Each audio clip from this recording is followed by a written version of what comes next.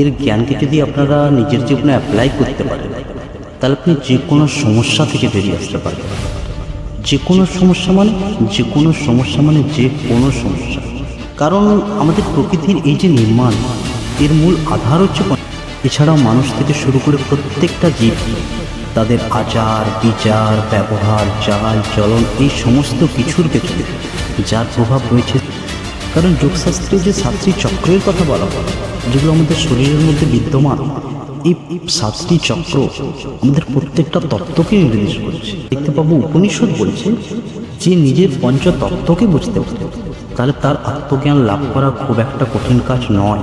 ভগবান শ্রীকৃষ্ণ যেটা বলেছেন যে প্রত্যেকটি আত্মা হচ্ছে পরমাত্মারই অংশ, প্রত্যেকটি আত্মা হচ্ছে মানুষ নামক শরীরে বসবাস করছে, প্রত্যেকটি আত্মার মূল উদ্দেশ্য হচ্ছে পরমাত্মার দিকে যাত্রা করা।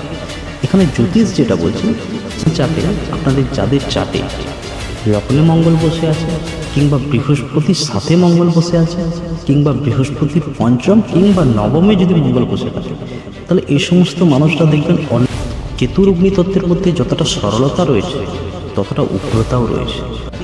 কিন্তু তারা যখন এটা অনুভব করে সামনের মানুষটাকে এতটা ভালোবাসা দেওয়ার পরও সেটাকে অবহেলা করে, তার ভালোবাসা তার ভাবনার সে গুরুত্ব দিচ্ছে না, এরা তখন, কারণ ধর্ম কী করে?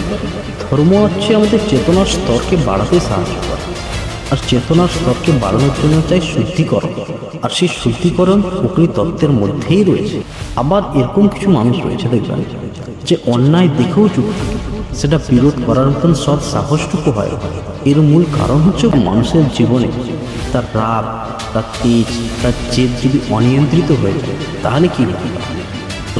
এছাড়াও কিছু মানুষকে দেখবেন যে সমাজে সাকসেস পাওয়ার জন্য প্রচণ্ড চেষ্টা করে, সাফল্যের পেছনে প্রচণ্ড দৌড়ায়, তবুও সে সাকসেস পায় না।